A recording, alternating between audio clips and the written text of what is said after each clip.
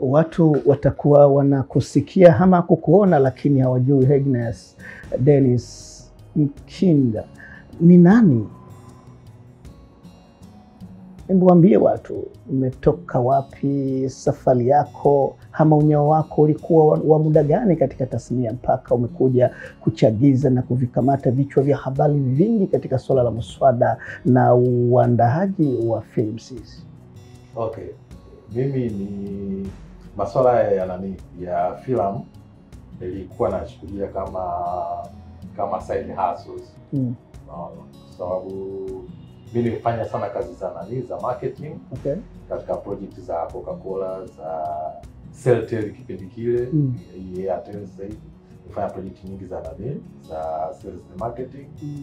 Na pia mimi ni vet technician, ni mtaalamu wa mifugo. Okay. Ni mtaalamu wa mifugo. Kwa hiyo film nilikuwa naichukulia kama side hustles. Okay. Lakini nilipoingia kwenye filamu ni kitu ambacho nimefanya miaka mingi kuliko vitu vingine vyote. Kabla sijaamua kuachana na kila kitu nikabaki na filamu. Mimi kwenye filamu niliingia mwaka 97. 97. Kijana mdogo kabisa. Okay. Nilikuwa 97. Ndio kwanza nimemaliza form 6 na ile muda wa kusubiri kwenda waiting.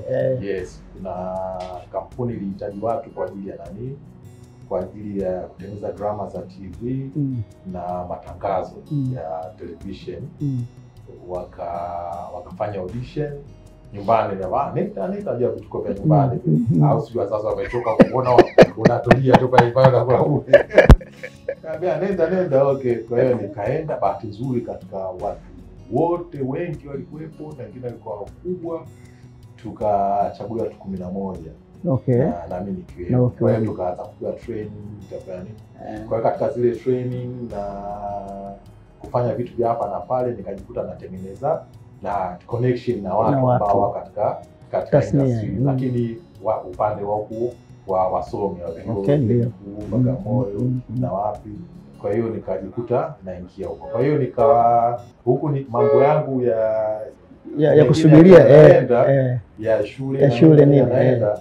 Huko ananiita, bwana kuna jambo fulani, nakuja, tunafanya training, tunaenda. Kwa hiyo mpaka mambo ya kazi yameenda, lakini huku siachi. Filamu yangu ya kwanza kubwa kuifanya ni 2002. Kuna filamu moja inaitwa Augua. Yes, ya Mzee Amri Baudi. Marehemu Mungu amrehemu. Fadhiliwa na mfuko wa utamaduni. Ndio, nakumbuka ile. Ilitengenezwa Dar es Salaam, Zanzibar na Tanga. Kwa hiyo mimi nilifanya kama assistant director. Okay. Filamu. Na ndio filamu ndio ilionipeleka Zanzibar kwa mara ya kwanza. Na ikanipeleka Tanga kwa mara ya kwanza. Hiyo ndio filamu ya kwanza kubwa. Baada hapo katikati kuna filamu nyingi sana ambazo nimezifanya kwa kama ku-produce, ku-direct na kuandika. Okay. Anyway, watu wananituma wanasema muulize Agnes ni mtoto wangapi kwenye familia ya Mzee Mkinda? Ni mtoto wa 5. Tuko 7, tumezaliwa 7. Okay. Sasa tumebaki 6. Ndio. Kakaangu ametangulia mbele. Mungu ambaye. Sisi tuko 6, mimi ni wa 5. Je, familia yako ni ya filamu ama wewe tumeibuka kama mtu wa kifuu? Imetokea tu from nowhere, kwa sababu hata wakati na kitu ambacho kilikuwa kinanizuia nisingie moja kwenye filamu ni mama yangu. Kwa sababu yeye ndo alinisukuma huko. Alibana anasema yani tena alipoona na concentrate sana kwenye writing, akaniambia waandishi wengi duniani wanakufa maskini. Mama alikuwa msomi. So waandishi wengi duniani wanakufa maskini. Achana na mambo sio hapa, fanya mambo yako mengine hapa, ufanye kama hobby sio na nini. Lakini nashukuru sasa hivi na miaka karibia 10 maisha yangu yote mpaka elimu ya watoto wangu inaendeshwa na filamu. Mashaallah. Je, mama yupo anafurahia? Mama amefariki. Amefariki wakati nilikuwa naandika Haikufuma. Haikufuma. Mama alifariki. Inshallah Mwenyezi Mungu hamrehemu na ampunguzia adhabu ya kaburi.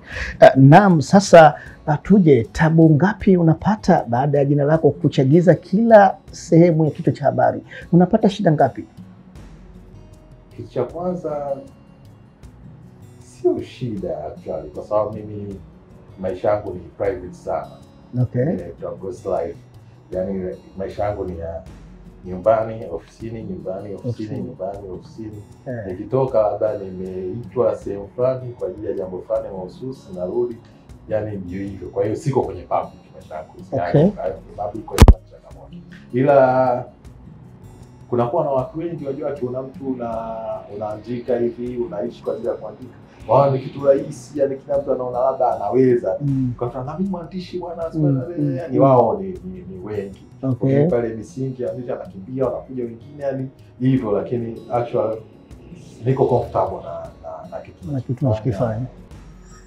Naam, kuna malalamiko ama rumors zinasikika kwamba Ignas ni mjivuni na ana gharama sana kwenye kazi zake.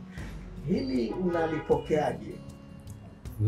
Nalipokea positively, kwa sababu kitu ambacho nakijua kuhusu mimi mwenyewe, mimi niko very straight.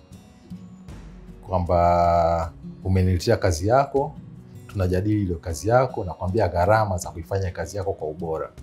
Sio kwa sababu nina shida ya hela yako. Mimi sio tajiri na nina shida kweli ya hela, lakini siwezi kupokea hela yako ambayo itanifanya nishindwe kuifanya kazi kwa ufanisi. Okay. Na ndio maana nimeexist kwa miaka zaidi ya 25. Mimi kama generation nimefanya kazi na generation kama 4 za waandishi. Nimeanza fana na wale wakina Mzee Bauji. Okay. Wakina Mzee Bauji, wakina mzee yule wa Tanga Kasim El-Siagi, ambao wote wametangulia mbele za haki, Mungu arehemu.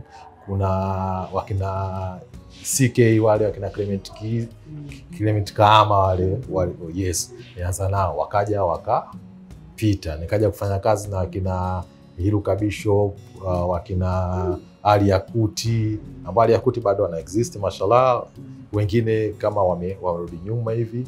Nikaja generation ya 3 ya wakina wakina Manege, naona wakina Lamata ndo walikuwa wameingia, wakina Octavian Natalis, yani generation ile, kina Garusi Mpepo, wengine bado hapo, wengine wametoka. Hii generation imepita. Sasa hivi kuna generation ya wakina Sylvia Limo, wakina Nixon Kagisa. Hapa wengi wengi wamepita katika mikono yangu. Okay. Lakini ni waandishi wakubwa sasa, lakini bado napambana nao katika soko. Kwa sababu gani? Kwa sababu kitu cha kwanza, naandika kitu ambacho nakiamini. Wewe unaniletea story, tunaandika story ya script kuhusu masuala ya sheria.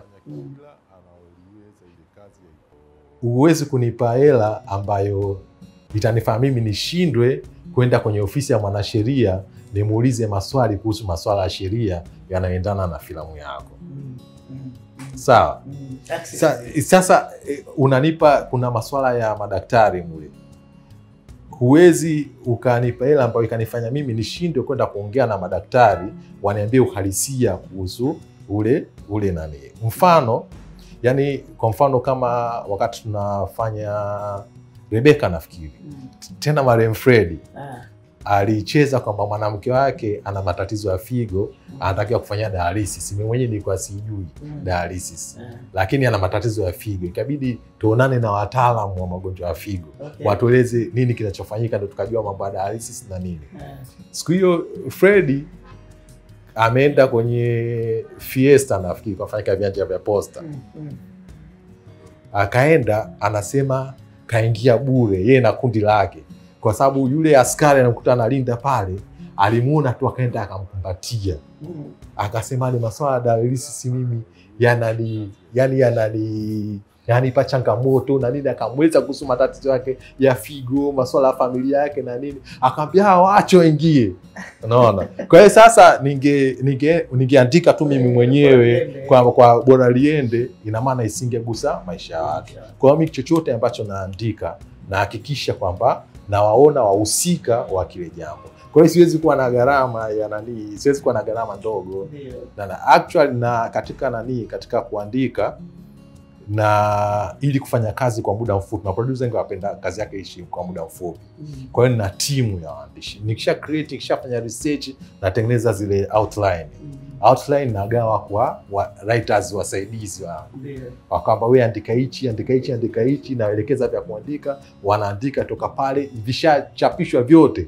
Mimi ndo nakaa sasa naanza kufuma ile story kwa mwanzo mpaka mwisho. Kwa hiyo ni vitu ambavyo tofauti na mtu ambaye niandikie anakaa anajifungia chumbani, anaandika, ana Google vitu, anaandika. Yule hata ukitaka script za hivyo, kama ingekuwa sitegemei filamu kama maisha yangu, ningeweza kuchukua hela ndogo na kasi najifungia tu siku 2 siku 3 na nakupa wewe, utanikamata wapi au utasema kwamba nimedanganya nini? Si umetaka mchezo wa kuigiza, nimekupa mchezo wa kuigiza, si ndio?